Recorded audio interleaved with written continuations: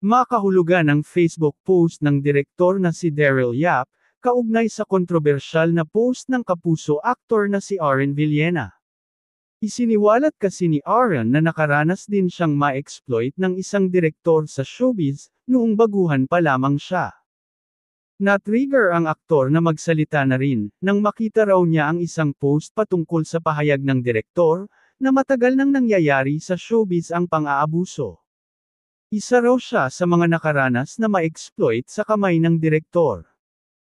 Isinalaysay niya kung ano ang naranasan niya na may kinalaman sa pagkakabit ng plaster sa kanyang private part, nang minsan siyang magkaroon ng cameo role sa isang pelikula.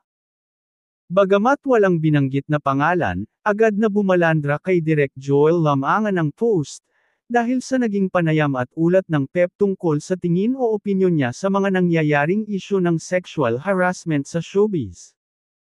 Gumatong na nga rito si Direk Daryl na gusto raw sanang itag si Direk Joel, pero matagal na raw siyang binlock noon pang 2022, simula nang magkatapatan sila ng pelikula sa takilya. Matatandaang nagkaroon ng gap sa pagitan ng dalawa, matapos batikusin ni Derek Lamangan ang pelikulang Made in Malacanang, noong 2022, na nagsasalaysay patungkol sa pamilya Marcos 3 araw matapos sumiklab ang EDSA People Power Revolution.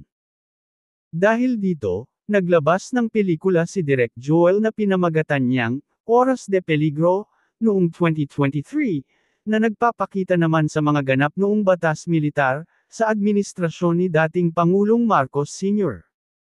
Mababasa sa caption ng post ni Daryl, itatag ko sana si Direk Joel Lamangan at ilan pang artistang siya ang nagpa-plaster ng titi, kaso na-unfriend niya na ako nung 2022. Hindi naman tinukoy ni Yap kung bakit si Lamangan ang itatag niya, pero dahil sa post na ito, lalo tuloy lumutang ang espekulasyong, ang nabanggit na direktor nga ang pinatutungkulan ng banat ng aktor.